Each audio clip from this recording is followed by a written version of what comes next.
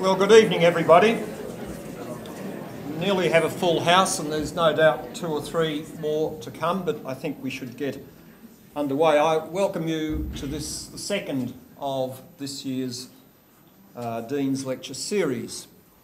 It's a particularly special event. It's a special event for 2 reasons. One, it's Professor Steve Dinham's inaugural professorial address, but it's also the first public lecture that we've held in our new space in the Graduate School of Education. Clearly, this building offers fantastic facilities not only for our staff but our students as well. So after the lecture, we're going to christen the new building in the foyer outside, and you're all invited to help us christen it. I'm going to introduce the Provost, Professor John Dewar, in a few seconds, but I acknowledge Professor Ron Slocum, who's President of the Academic Board, who is here, and also Professor Pip Patterson, who's the Deputy Vice-Chancellor Academic. I'm delighted that you've been able to join us. The Graduate School's committed to working with a variety of partners, and it's fitting that tonight's lecture actually represents that partnership. It's a partnership that the Graduate School has through Professor Dinham and the Australian Institute of Teaching and School Leadership. And tonight's lecture talks a little bit about that relationship and where it goes. But before proceeding, I'd like to acknowledge the Wurundjeri people. They're the traditional custodians of this land, and I do pay my respect to the elders both past and present of the Kulin Nation and extend that respect to other Indigenous Australians present. I have sincere apologies from Minister Peter Hall. He wanted to be here tonight, but he was asked by the Premier to represent the Premier at another function, and he's very disappointed indeed that he can't be here. But in his stead, I'm delighted that I invite the University's Provost, Professor John Dewar, to introduce Stephen and to welcome you all. Please welcome Professor Dewar.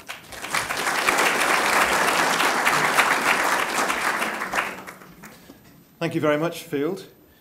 I'd like to begin by congratulating you, Field, and your colleagues in the Graduate School on having the vision that has led to the creation of these spectacular new premises, which have only opened very recently. It's part of a programme of refurbishment that we've been undertaking across the university, particularly focusing on providing outstanding learning spaces for our graduate schools. And I think this gives you a very fine example of what we've been able to achieve with some fairly modest buildings, but some imagination and vision, what we can bring about. So congratulations to Field and his colleagues in the Graduate School of Education. And I think it does provide us with a home that's worthy of the high ideals of one of Australia's finest schools of education. Now, my happy task tonight is to introduce Professor Steve Dinham. But before doing that, I just want to recall some of the guiding vision which informs the work of the Graduate School of Education, which I think is relevant to Steve's talk to us tonight. And that is that the Graduate School works to create a society in which education enables full and equitable participation. Now, tonight's inaugural professorial lecture will take us to the cutting edge of debate on that very important social objective. Because in Australia today, as I'm sure you will know, the debate on national teaching standards takes us right to the heart of this issue of social inclusion and equity. Now, as one of the most influential scholars researching in this field, Steve has played a really important role in shaping the draft national teaching standards for teachers and principals. And again, as I'm sure many of you know, these are now taking on a form of life of their own through the labours of AITSL, the Australian Institute for Teaching and School Leadership. This close engagement with the national standards means that Steve is really well positioned to comment on the many factors that impact on teacher quality, and the retention of teaching staff, including issues to do with salary and career structures.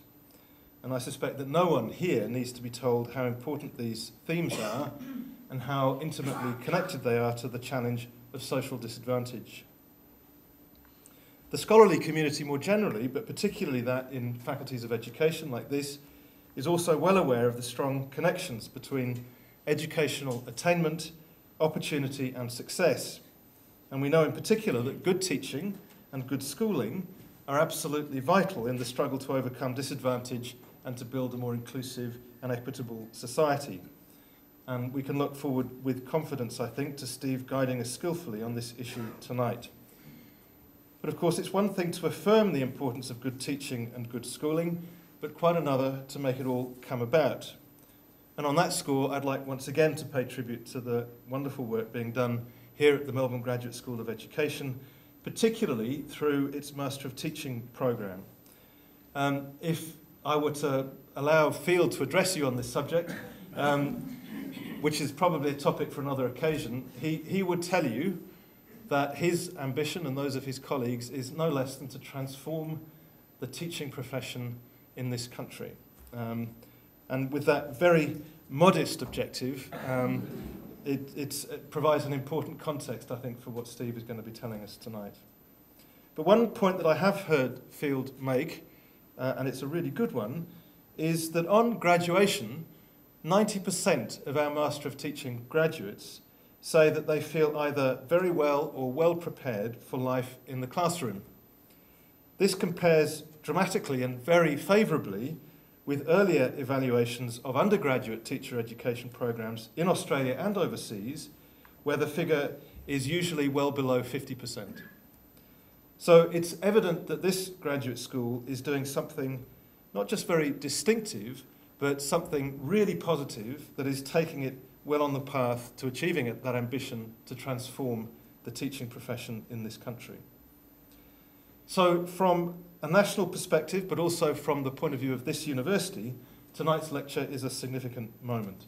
And it's my pleasure now to introduce and to say a few introductory words about our speaker, Steve Dinham, as the university's inaugural Professor of Teacher Education. Stephen came to the university earlier this year with a well-established reputation as one of Australia's leading experts on teacher education. He was previously Research Director at the Australian Council for Education Research, ACER, and before that he's taught in government secondary schools in New South Wales and at the universities of Western Sydney, New England and Wollongong. He has an extensive list of publications, of which I'm only going to mention one, and that is his book, published in 2008, How to Get Your School Moving and Improving, which some of you may have read, which has been extensively used, particularly by newly appointed principals, as an invaluable guide to managing and improving the teaching workplace.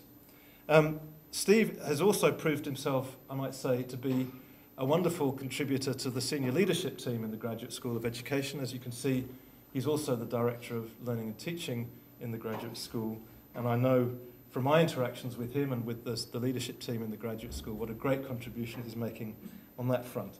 But tonight, he's speaking to us as a scholar and as an expert in his field of expertise. The title of his lecture is Let's Get Serious About Teacher Quality, the Need for a New Career Architecture for Australia's Teachers. So it's now my real pleasure to invite Steve to deliver his inaugural professorial lecture on that theme. Please welcome Professor Steve Dinham.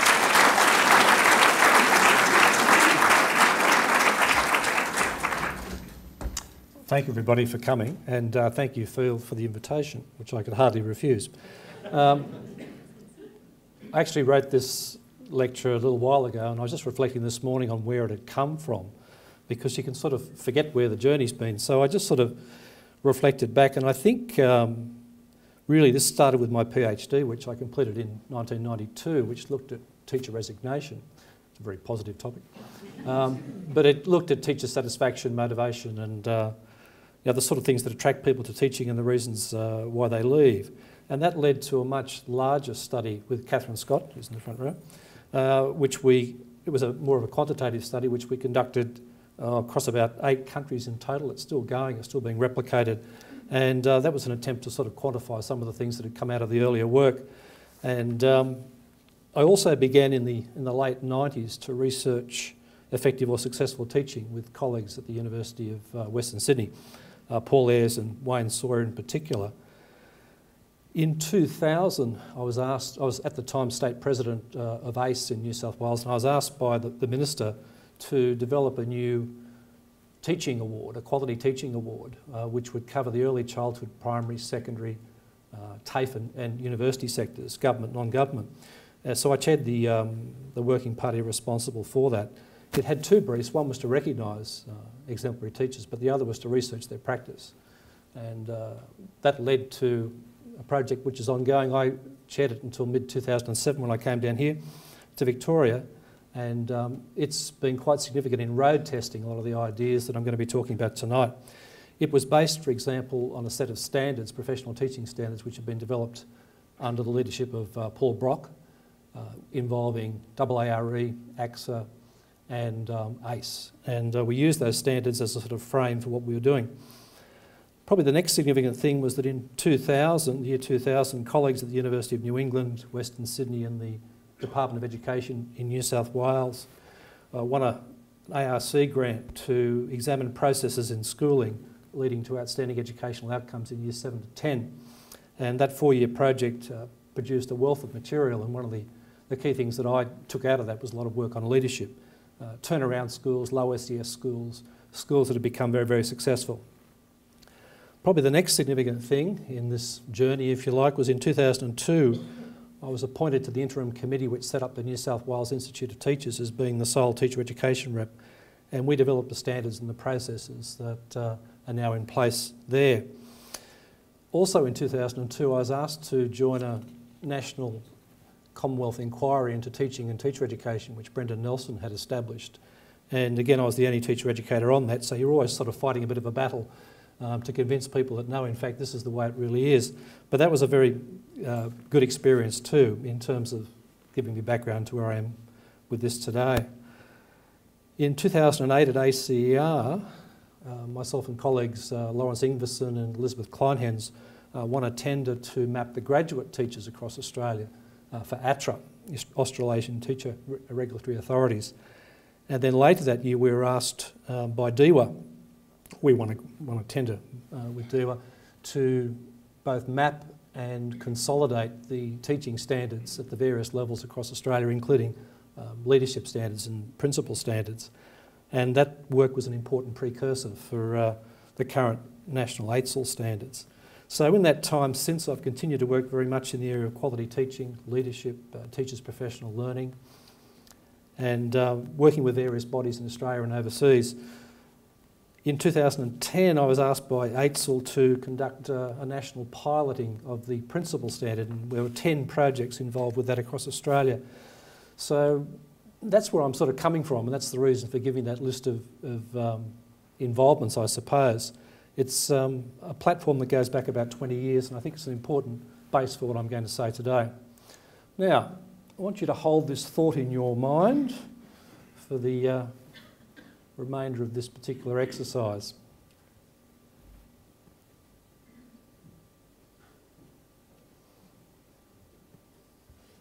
I think we're all fascinated with real estate to one degree or another. Okay.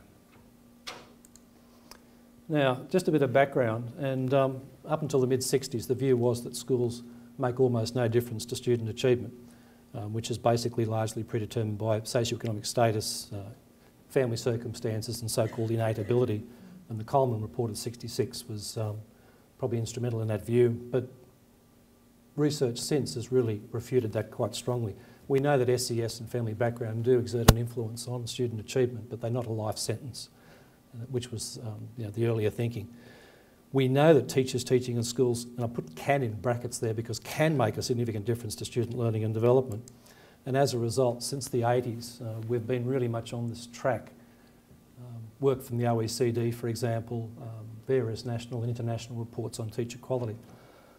I put this to you, and I sort of came to this conclusion a year or two ago, that I think from the research that we've been doing over a period of time, we've got a pretty good idea what good teaching looks like. We've got a pretty good idea how teacher expertise develops. The work of David Berliner and so on has been instrumental there. But we also know that teacher quality varies widely. It varies in two senses. The first is that no one comes out of their teacher training being a fully formed autonomous professional. So it varies as we develop our expertise, but it also varies from teacher to teacher. And in fact, it varies more within schools than between schools. So the big issue for us is, well, how do you get a quality teacher in every classroom? And this is a quote from something that Lawrence Ingverson, who unfortunately isn't here tonight, and Elizabeth Kleinhens and I did for the Business Council of Australia, which I'll refer to a little bit. I'm not going to engage in conference karaoke. You're perfectly capable of reading that. But I will read the last bit. To make best practice common practice. That's the aim of the exercise. Now, I find the Melbourne Declaration a particularly good frame, because when we start talking about evidence, for example, there's a bit of a sort of Pavlovian response that it's all about standardised testing and so forth. Now, the Melbourne Declaration governs all of us, all systems in Australia, and when I talk to groups of teachers and so on, as I do frequently, the level of awareness is not terribly high. And yet it's a very, very good frame, and it comes from earlier work, the Adelaide Declaration and the Hobart Declaration, roughly 10-year intervals prior to it. First goal, very succinctly summarised, is that Australian schooling promotes equity and excellence, and whether we're talking as a nation or we're talking as an individual school, that's a very, very good frame. What are we doing about excellence? In other words, lifting the bar, if you like, lifting achievement overall. How do we know we're doing it? Where's the evidence? And then what are we doing about equity? And there is this tension between, if you like, raising the bar and closing the gap. And there is some evidence that, you know, we do well on international measures such as PISA, but we are slipping back a little bit. Combination of two things. Other countries are coming on and overtaking us to some degree, but also we're slipping back a little bit, particularly at the top end. So that's a challenge for us. And again, within every school, as well as the nation as a whole, all students become successful learners. That's the academic side, if you like. Confident, creative individuals, that's the personal side. Active, informed citizens, that's the social side. So it's a very, very good frame that can be used from anything from a classroom to a nation. Now, John mentioned this book, and I'd been involved, as I mentioned, in a whole lot of research over a period of time, and wanted to put this in one slim volume. It had to be less than a certain number of pages so we could sell it for less than $40, all those sort of pragmatics. But it was really about speaking directly to people about real teachers, real schools, an evidence base, what actually does work. And since it's been published at the end of 2008, I think it's up to about 7 or 8 reprints the last time I looked, so it's been encouraging how that's been accepted. This is just a quote from page 1. And it's an odd thing to have to say, but in actual fact, you don't have to go back too far to remember a time when you could sort of sit there during a staff development activity for a day and you sort of play bingo. When will teaching and learning be mentioned? When will students be mentioned? Usually it was about 2 o'clock in the afternoon or something. Our focus was elsewhere. It wasn't on teaching and learning. But in fact, the good teachers, of course, the good schools have always had that focus. Now, in the book, there's a very, very simple little model, but I think it's a useful frame. What do you see in successful classrooms, faculties, schools, even systems? You see a central focus on teaching and learning, obviously, but every student is known as a learner and a person. That's the academic and the personal. Now, in some classrooms, in some schools, the focus is more on one than the other. It might be on the learning side. Okay, we are a school of high standards. We want to get as many people as possible to get 99 point whatever and get into medicine at Melbourne University. Or we focus more on the person here, and often the language is a giveaway. You know, difficult area, unemployment, social issues and so on. When you start to hear that sort of language, it's a language which condemns students to underachievement. It's basically a low expectations model. Now, I've done a lot of work in low SES schools that are very successful, and they get that balance right, learner and the person. So every student needs to be known by somebody. And it's a tragedy that some kids go through a week, a month, even a term, even longer, without a personal contact being made with the teacher, getting to know them, and getting to know the teacher as well, which is quite important. So what else do you see? You see leadership as being the big enabler. You can have good teaching without having a good school. You can't have a good school without good leadership. And when we talk about leadership today, we talk about leadership in terms of the formal positions of leadership, but also what we would call distributed leadership, teacher leadership. Because every teacher is a leader. When they take a classroom, they're a leader. When they serve on a committee, when they take a sporting group, a music group, they're a leader. So leadership is the big enabler. It's a lever to improve what happens in schools. What else do you see? You see professional learning as being almost an ongoing fixation. There's no coincidence that the most successful teachers, faculties, schools are never satisfied. They don't sit back and say, we know everything, we've got it worked out. They're continually pushing ahead, which is why they're successful in the first place. And finally, you see quality teaching, which again is another yin and yang type situation. The quality of the teacher, the quality of teaching, and how they reinforce each other. Now, I want to unpack those a little bit before I get to my main argument, which is about teaching standards and how we can utilise those. Just very quickly.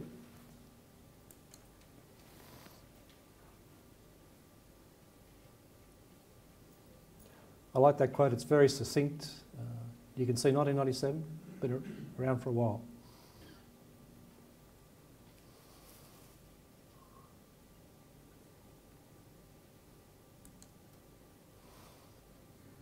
And this is from our BCA report for the Business Council of Australia.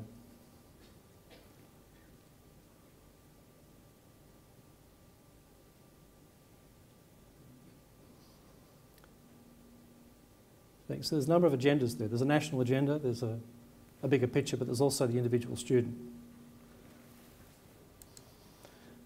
Just another quote for you that I like as well.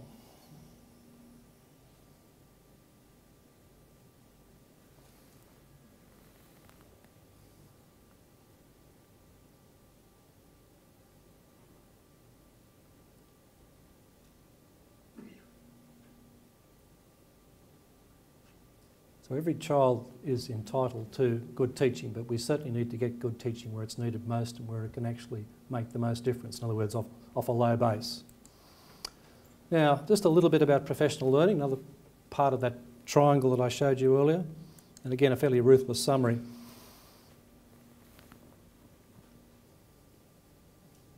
Fad, fantasy, idealism, ideology or rhetoric. I use witchcraft sometimes and superstition.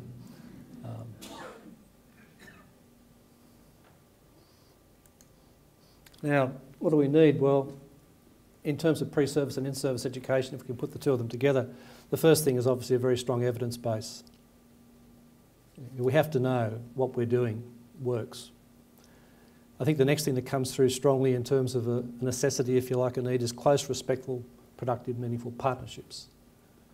There's been too much division between the various stakeholders and the various sectors. I think we need to be able to produce graduates at both levels who are critical users and increasingly gatherers of research and data. Put the fads, superstitions, habits, trendy nonsense to the test. Unfortunately, we are suckers for whatever comes along and seems attractive and shiny and new. I've mentioned knowing every student as a learner and a person, and that includes all the way through. I mean, teachers in a school need to be known as learners and people. Principals do. Clinical approaches, and this is one where, as John mentioned, Phil could wax lyrical for quite a period of time, but certainly being able to diagnose, identify, prescribe, analyse, and that's part of knowing every student as a learner and a person. The so-called individualised approaches to instruction are all predicated on knowing people, knowing them well. And then this business of breaking a cycle, which John also alluded to, breaking the cycle of teachers thinking and teaching as they were taught, and being sucked back into the prevailing culture. And obviously what we're trying to do here with our Master of Teaching graduates is to break those sorts of cycles. And I think above all though, its impact on student learning and development, because that's what we're really about. It's not just about getting the teaching practice right. It's a bit like saying, well, I taught them but they didn't learn. Well, the operation was a success but the patient died. Okay? We have to really look at what the impact is. Now, this is the sort of traditional approach to teacher learning that many of us went through, and it's a sort of linear type journey, if you like, development of expertise, ad hoc in many cases, luck of the draw where you get sent, what sort of reception you get. Increasingly though, we're seeing these sorts of approaches. Now, action research has been around for a while. Its younger sibling, action learning, is more recent, where people are actually being assisted to conduct research in their schools on problems of importance to them, and I'll get to that in a moment. We can't leave mentoring to chance, so we're looking at more formal relationships there. There's the issue of professional standards, of course, and certification, both at mandatory and voluntary levels. That's going to increasingly drive professional learning in the years to come. The notion of professional learning modules that I've been involved in from the Australian College of Educators, BASTO, various other places. The notion of learning communities has been around for a while. The notion that an organisation like a school can learn, if you like, the synergies there. But increasingly we're talking about communities of practice. So it's not just individual schools, but schools being linked and schools being linked to other bodies as well in terms of learning, information, sharing and so forth. I would sort of summarise the trends in teacher learning thus. I'd take this probably back to the mid-70s for two reasons. One, I can barely remember them. That's when I started teaching. But also that's when the funding really started flowing through for in-service. Up to that time, it was really left to the individual. I think these are all pretty self-explanatory. Now, the left-hand column will continue to need for certain things, but I think we need to sometimes distinguish between the administrative stuff, the mandatory reporting aspects and all of that from the actual professional learning, if you like. Context is important, but context can be a swamp. It's very easy sometimes to justify your lack of action on the basis of, oh, well, these kids, this area, this school or whatever, but certainly, you know, the idea of off-the-shelf packages, which some of us endured during the 90s, we've moved beyond that, fortunately. A lot of on-site learning embedded. Obviously, we're concerned about outcomes or impacts. It's much more an interactive model of learning. The external partner rather than the external expert, and a very good example of this was the Australian Government Quality Teaching Program, which myself and two colleagues from UTS, Laurie Brady and Peter Orbison, evaluated. More community learning. Much more learning is collaborative than was the case previously. Much more about solving problems of importance, identifying, prioritising, attacking those. And it's not just about changing things, it's about changing people, what people know, think, value, can do. And that's possible. And when we did the evaluation of the AGQTP and went around the countryside, we saw many, many people in their 40s and 50s who were, by their own admission, had been re-energised through involvement in that project.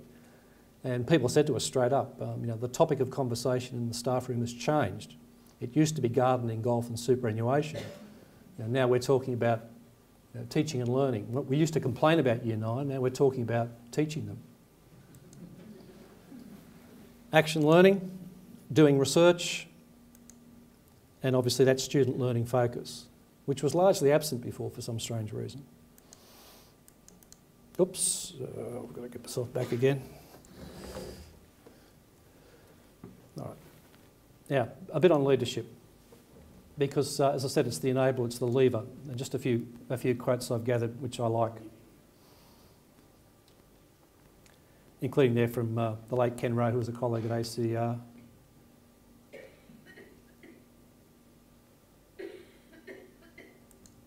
Here's one from John Hattie.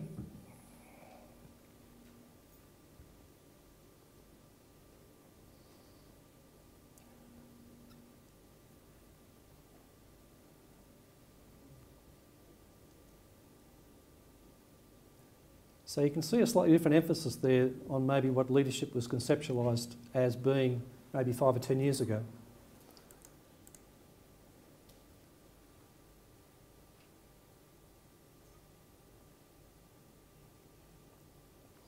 And I've done a range of projects involving talking to people about leadership and why they got into leadership, and in some cases it's the negative example. Well, you know, I could do better than that. And such has been such a poor example. One from Bill Mulford.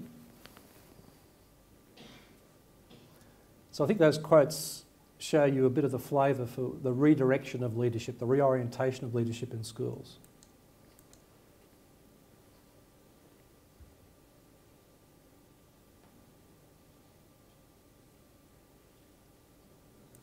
And one more, and because it's me, it's a longer quote. I'm allowed to do that.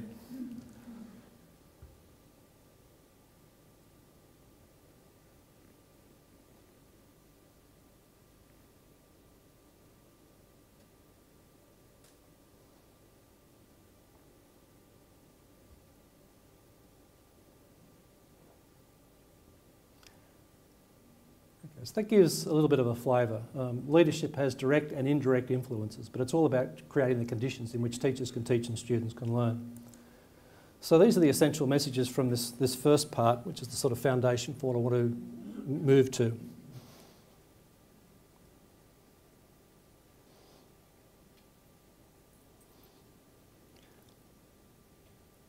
We're starting to realise that data is our friend. It was seen to be our enemy for a while, but I think we've moved through that, and people are now increasingly using data of all sorts, not just standardised tests, which is the default position, in fairly sophisticated ways for diagnostic purposes and so forth. And the vision thing, everyone got bashed over the head with vision during the 1990s. You had to have a vision. For some people it ended up being a nightmare, but anyway. Vision's nice, it's knowing where you're going, and if you don't know where you're going, well, you're probably not leading, but it needs to rest on evidence. So, how can we engage then with the AITSL agenda, particularly the new standards that we've got? I want to look at two things to begin with, the key role of standards and also this issue of salary career structures that really do drive, recognise, reward professional accomplishment. And the argument, obviously, is that a new architecture is needed. What's a standard? Well, literally, it's something that you hold up to other people that says what you believe in. It illustrates, it's symbolic of what you believe in. And it's important internally in terms of your own values and what you believe, but it's also important in what it projects outside. Now, there are two broad, if you like, groups of standards. And our early thinking on standards was governed by this one to some degree. Minimum specifications, and I'll come back to that point. But we've also got standards for people, and these are to do with things like professional knowledge, capabilities, actions. Now, I stole this from Ken Leithwood because he had talked about first and generation leadership standards in one of his papers with Steinbeck, and I just want to apply it here. The first generation professional teaching standards, and we've been developing these in Australia for quite some time, tended to be bottom up. In other words, let's look at all the duties that people do and let's make a list of them. So you get a shopping list. Paul Brock often talks about atomising with these sort of first generation standards. It leads you to a competencies approach. Well, if we can get a list, we can check it off. And if we can check it off, we can say we've complied in some ways. So it's a sort of minimal compliance model. And of course, it's got the notion of standardisation. And it's got the notion of making a judgment call on somebody.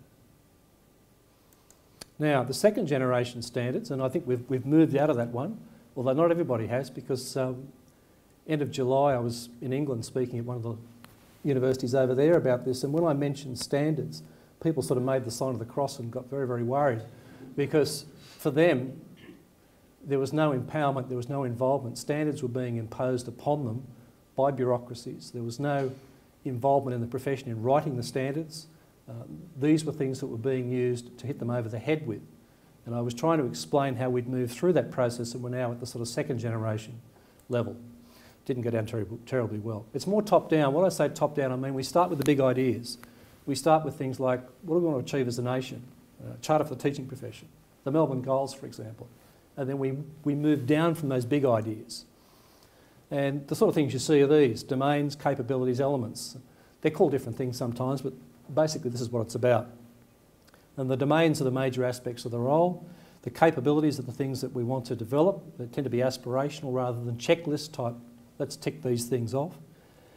The elements of what make up the role need to be illustrative but not exhaustive, because the more, somewhat of a paradox here, the more you detail what people do, the more people are likely to say, I'm not there. You haven't got the one thing that I do or the two things that I do. So it's an incomplete list. So we're trying to get something which is less prescriptive, more dynamic, more future focused and aspirational, and also contextual as well. We're trying to get away from that first generation that I gave you there, and certainly more higher order than, say, duty statements or codes of practice, which still have their role to play. So in Australia, we've had a couple of decades of work here, and it was important work. The Maths Teachers Association, the Science Teachers Association, there were some ARC grants, People like Lawrence Ingverson were heavily involved with that. And we ended up with many, many standards and frameworks. And when we started doing the mapping exercise for ATRA and DEWA, we were struck by the sheer number of these. Everybody had some standards, but they were a bit of a mixture of content and performance. Content in that they sort of specified what people need to know to value, etc. But there wasn't a notion of, well, what's good performance look like? You know, how can we actually make a measurement against this? Different models, various uses and abuses in some cases. But I'd suggest that the work hasn't been wasted. We've got common, largely generic standards now, but all that earlier work was very, very important because it got people thinking about education. It got people thinking about what they actually did, what they valued, what they were trying to achieve. So, you know, some people were disappointed in some ways in how it turned out, but as I said, that work hasn't been wasted, and we now are certainly migrating to the second generation of standards. So, what's it all about? Well, surely it is about student learning. That's the major focus of all of this. What's wrong with the current system? Well, there isn't a current system. That's the first point. If we look at salary career structures for teachers across Australia, they've got all different conceptions, labels, forms. We've tried in various ways to recognise and reward the classroom teacher, the good classroom teacher who may well stay in the classroom, rather than the old method of, well, if you want more status, salary and so on, you leave the classroom. The advanced skills teacher is a good example of a national initiative that pretty much fell on its face. It was implemented in different ways right across the countryside. In some cases it was taken very, very seriously. People had to almost apply for these. But at the end of the day, the AST was 1 or 2 increments on top of a salary scale, an incremental salary scale. And those early attempts have not been really encouraging.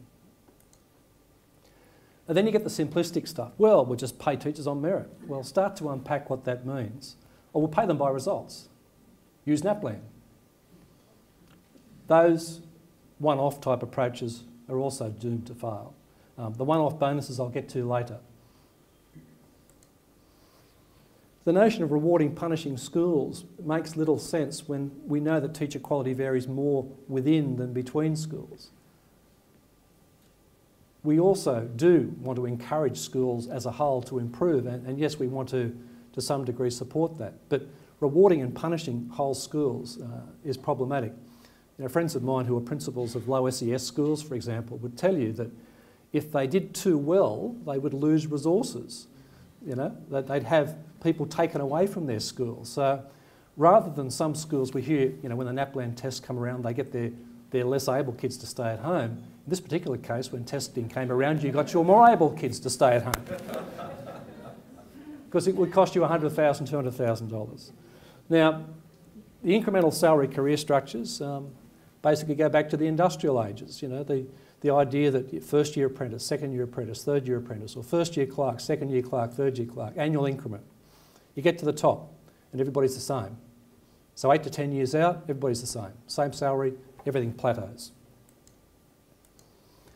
At present, more than 3/4 of Australia's teachers are on the top of those incremental salary scales. Now that's partly a function of the age structure, but it's also the salary career structure as well. They earn less than 1.5 times the salary of a beginning teacher. That difference is too small. When we look at, for example, OECD countries, we look at even near neighbours like Japan and South Korea, it's usually of the order of about 1.75 to twice the salary of a beginning teacher for people at the top. So that's the first thing. It's a very flat hierarchy and the difference is too small. There's also a hidden resignation spike, and I picked this up when I was on the New South Wales Teacher Education Council, and we saw some of the data coming back in, and my background a long way back is geography economics, and I started looking at this, looking at the demographics, and you know, there was an unmistakable exit when people got to the top of the salary scale. And who were these people in many cases? The most able people. They got to the age of 32, 33, they looked around, it's now or never, and off they went. Whereas we know about the resignation in the first 2 or 3 years of teaching, which can be anything from 15 to 25% depending on the system. Now, Belinda's done a lot of work on this business of how teachers develop expertise, and basically, you know, competence takes about 2 to 3 years, but a high level of skill takes 5 to 7 years and a great deal of work. And not everybody may get there, or certainly get there at the same rate, and that sort of thinking underpins the standards that we've got now. Again, this is another quote from our BCA report.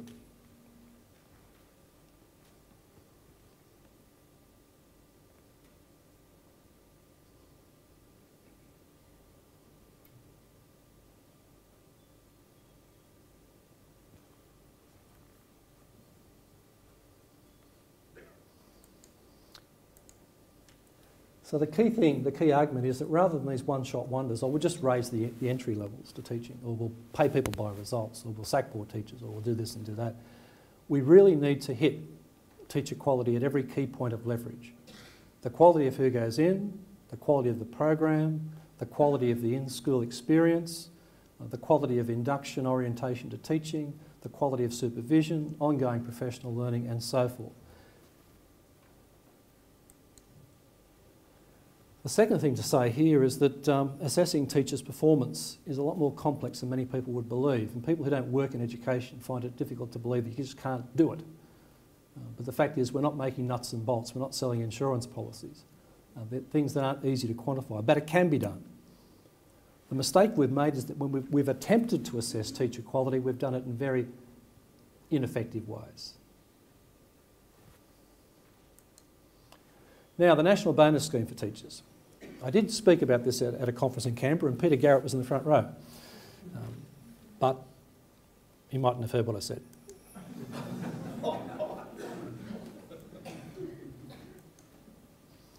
Cost us about $425, but administering it, you can almost double it. But some of the issues. If we're going to do it properly.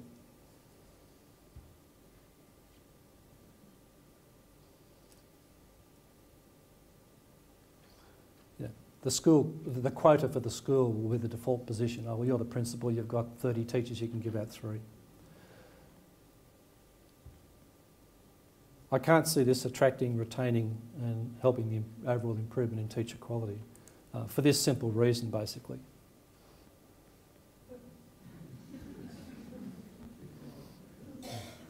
Might be a pleasant surprise for some people, but if it's not done well, you know what the reaction is going to be in schools if the wrong people get it.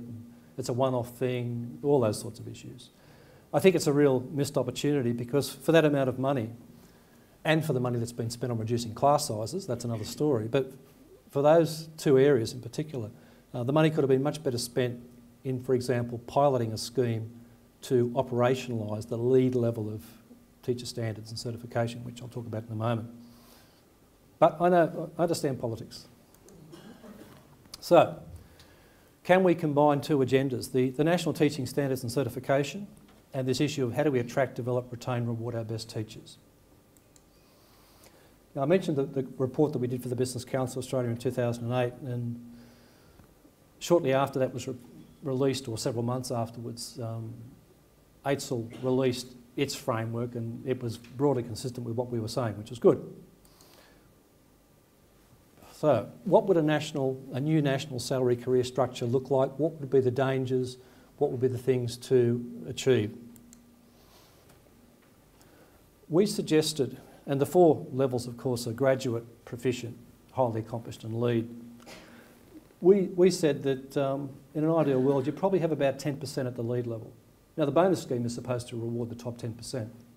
That's why I said it's a bit of a missed opportunity. The highly accomplished level, about 30%. Now, both of those are optional. Now, when I say those figures, this is not a quota, right? These are indicative, and that's something that we would sort of move to over time. It might take 10 years to do that. And over time, there'd be people moving out one end and coming in the other. Not everybody would get to the lead level, not everybody would get to the highly accomplished level. So roughly 60% would be teachers at the proficient registered level. Proficient or registered, after getting their graduate qualifications. So maybe 10 years for approximate equilibrium.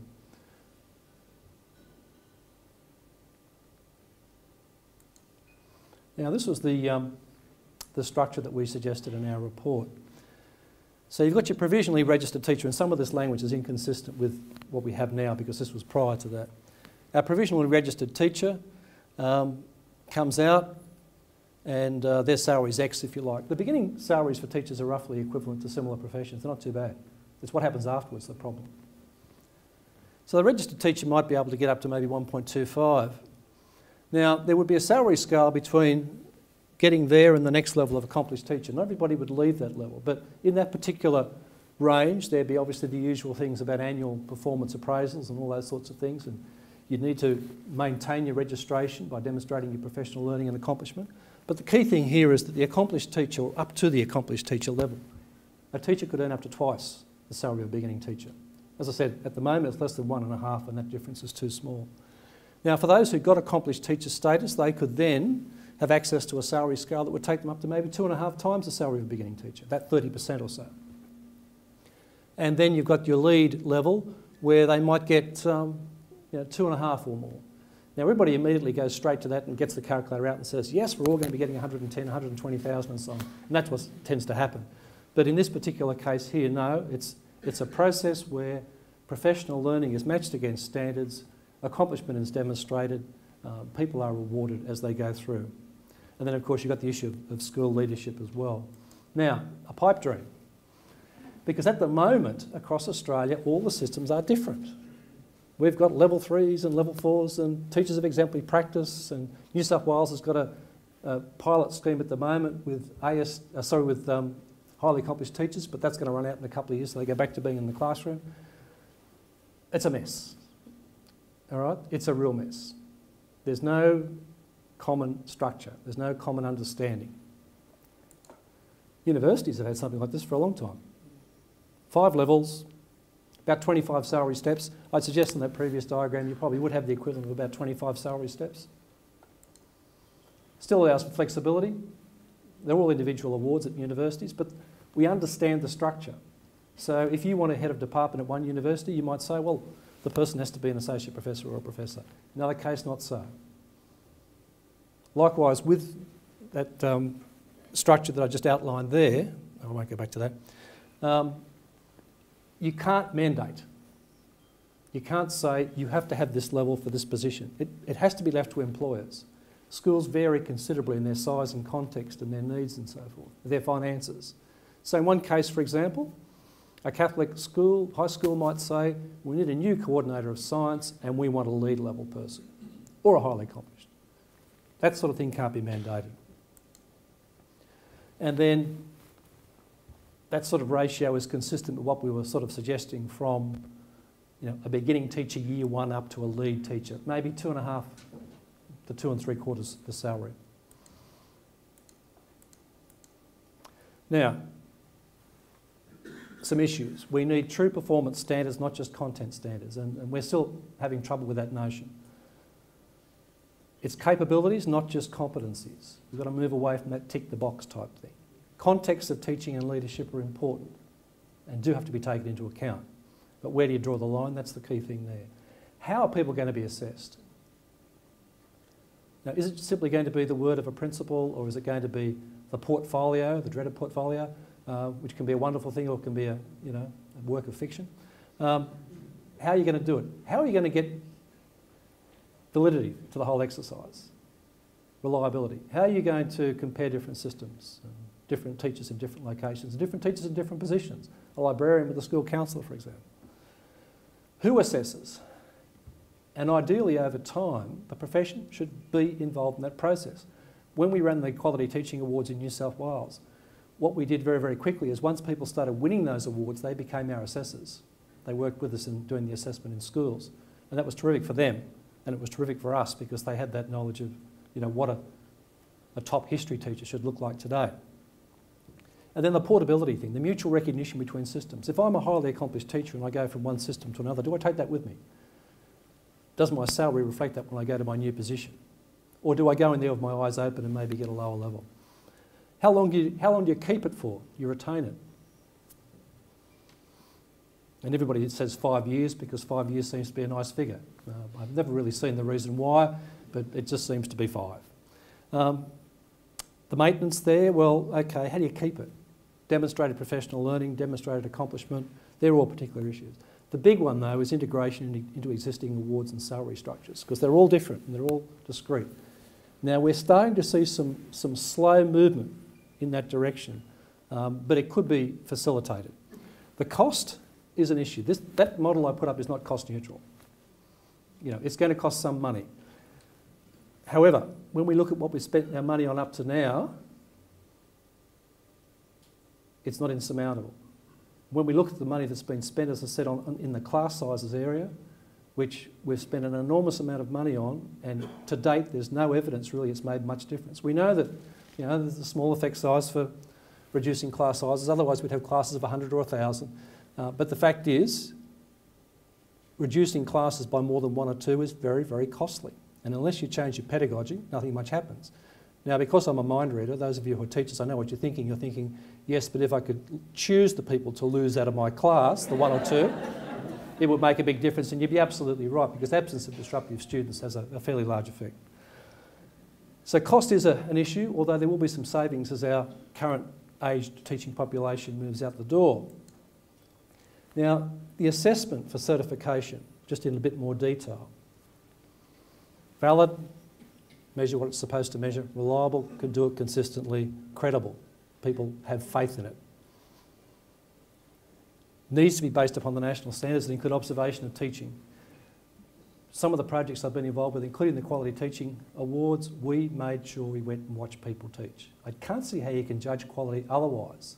But sometimes we made that mistake, if you like. And when we went around the state and went and visited people teaching, in just a few cases, we realised that no, this was not a quality teacher. There were other reasons why they'd been nominated. But in the vast majority of cases, yes, we could understand what they were doing and where they were doing it and all of those sorts of things. So it's got to be that balance between on-site and off-site. Everybody looks to the National Board in the USA. That's a highly technical approach. The numbers that have been through are small. It's got a lot of credibility and reliability and all those sorts of things. But we're looking at something that's mainstreaming. Because one of the problems with early schemes to recognise and reward classroom teachers is they have not been mainstream. They've been a little side alley. They haven't been a career architecture, a highway. The profession's got to be meaningfully involved. The assessors' observers must be fully trained, and that will take time and money and brains. But we can do it. And over time, many people who've been assessed and certified at those levels will become part of the process. And that's where you really start to get traction, ownership, involvement. Seen it happen. So down the track, everybody will be somewhere on this continuum and quite possibly beyond. Depends what happens really at the higher levels of leadership. The lower levels, pragmatics tells you nationally consistent but probably at a state and territory basis, a bit like driver's licences. The road rules have pretty much been harmonised, normalised across Australia, but the various states and territories still do their own testing. However, I would really like to see the lead level be truly national. It's high status, it's very important, and likewise, if we could manage at the highly accomplished level too. As I said, I would have liked to have seen the lead level piloted by now. Now, if this is a lousy process, if the wrong people are selected and the right people miss out, if, for example, it's a rubber stamping exercise and everybody ends up a highly accomplished or lead teacher, the budget's broken,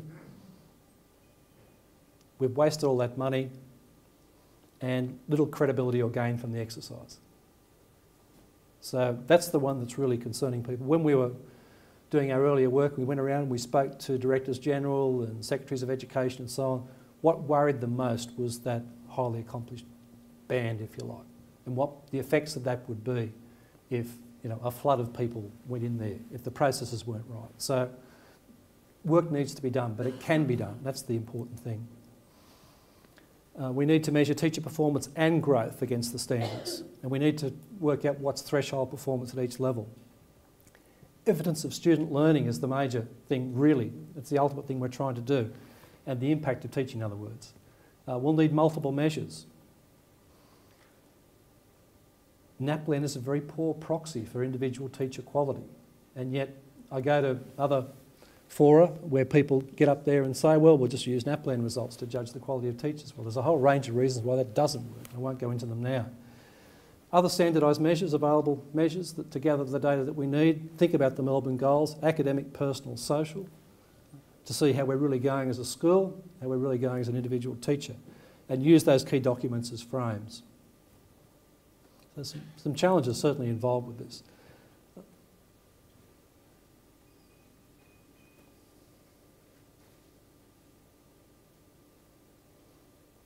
I think that second paragraph's most important. Explain and justify their actions. Why do you do things? Why? It's not just an exercise of collecting evidence, but explaining why the evidence is being collected and why it's important. What underpins it?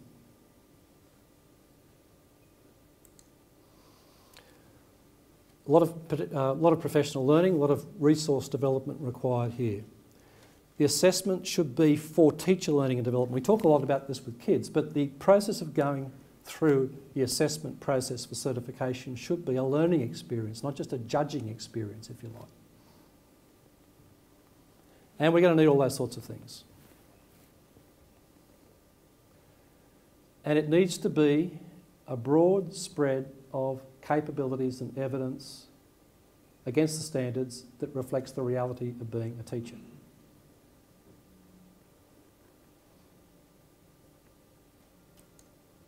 So,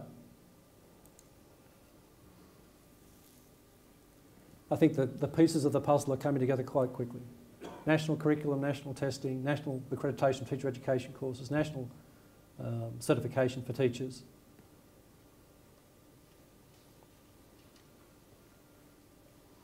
This notion that you can have a highway, if you like, that's going to drive, recognise, reward people from when they go in right throughout their career, rather than this present situation where people get to the top of these incremental salary scales and then across Australia you've got a mess. I think the AITSL standards are integral to that development.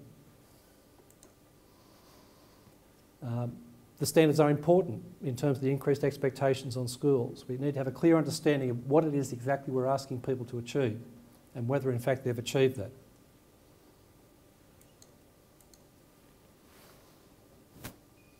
But we do need that new architecture for professional learning. As I said, there won't be a single award, nor should there be, but we should have a broadly consistent approach to this. Now, if that doesn't happen, then the AITSL standards will be decorative, they won't be generative. They'll be like Christmas decorations. Nice and shiny and new, put them up for a while, aren't they nice? You cease to see them after a while, then you put them down, put them in a cupboard and forget about them. Now, we're starting to see some movement here, as I said, slowly, but it could be facilitated. It needs to be facilitated. There's been a bit of pushback already from some of the jurisdictions. At the time a lot of this was set up, all the state and federal government were Labor. And there was a combination of carrots and sticks used to get everybody to sign on the dotted line. But since that time, we've seen some pushback in the areas of curriculum, in the areas of the standards. So really, we have to resist that. As I said, it won't be cost neutral, and there will be a requirement for Commonwealth financial assistance to make it happen. But if it doesn't occur, we'll be left with what we've got now, which is really showing the strain. Do you get what I mean in that last paragraph? Could I add a few more words to it?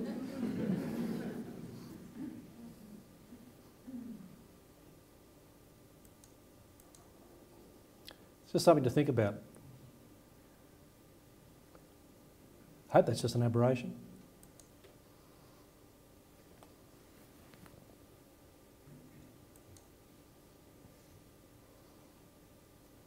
And that's a quote from our report. It's time we got serious about teacher quality. And I promise this will be the last word.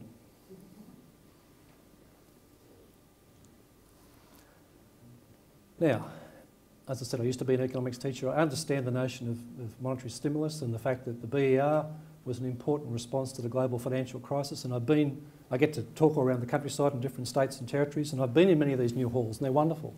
And people are really grateful for them, particularly primary schools and particularly people in the country areas. They would never have had those facilities otherwise.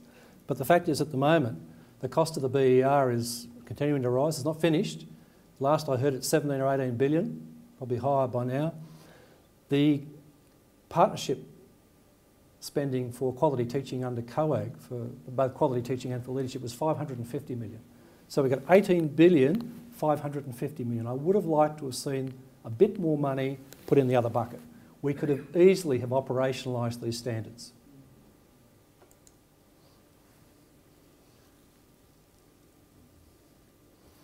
And bringing this right back to SES, and disadvantage and so on. Life isn't fair, but good teaching and good schools are the best means we have of overcoming disadvantage and opening the doors of opportunity for young people. Thank you.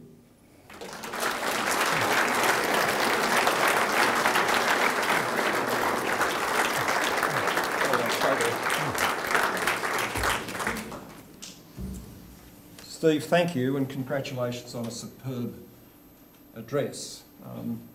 John Deere at the start talked about turning teaching into a profession and moving to that path, and this is clearly a fundamental component of that. And until we achieve that goal, then we won't be attracting the very best people, another key element of what we need into our profession. This is challenging stuff, the profession's challenging stuff. What you've presented is an integral part of that. Thank you for your address. Please join me in congratulating Steve.